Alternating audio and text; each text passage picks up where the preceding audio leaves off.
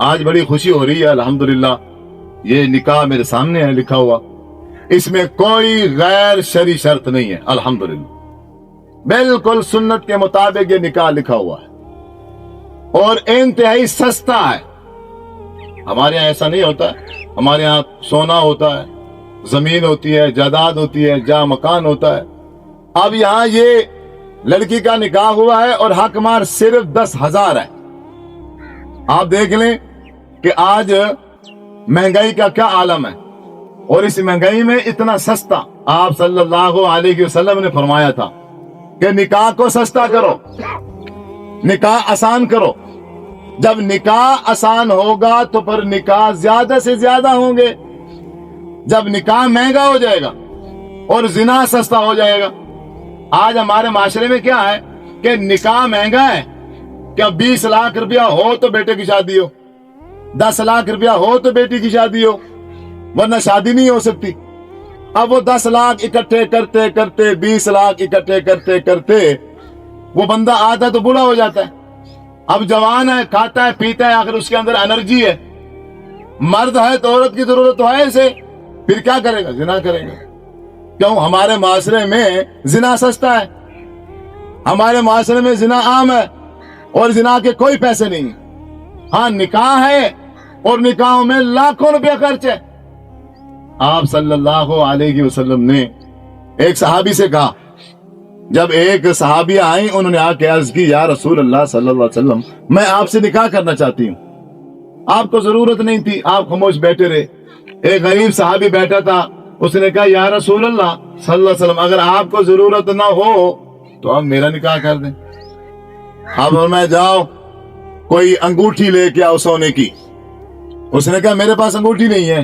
اور میں جاؤ لوہے کی لے آؤ، اور میں لوہے کی نہیں ہے۔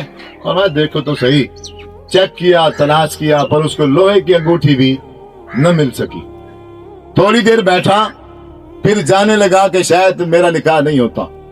جاتے ہوئے آپ صلی اللہ علیہ وسلم نے آواز دی، اے میرے صحابی اچھا یہ بتاؤ تمہیں قرآن یاد ہے؟ اس نے کہا جی مجھے قرآن کی فلاں فلاں سورت یاد ہے۔ آپ صلی اللہ علیہ وسلم نے فرمایا ادھر آ جاؤ، میں فلاں فلاں سورت کے بدلے فلاں فلاں سورت کو حق مار بنا کے تمہارا نکاح اس کے ساتھ پڑھا رہا ہوں۔ جب نکاح ہو جائے اپنی بیوی کو لے جانا، تو پھر جو جو صورتیں تجھے حفظ یاد ہیں تیرا حق مار یہی ہے کہ تو نے وہی صورتیں اس کو حفظ یاد کرانی۔ اللہ، یہ نکاح ہے، یہ کتنا سستا نکاح ہے۔ تو عزیز بزرگوں، نوجوان ساتھیوں، ہمیں ایک تو نکاح کو مسنون بنانا چاہیے۔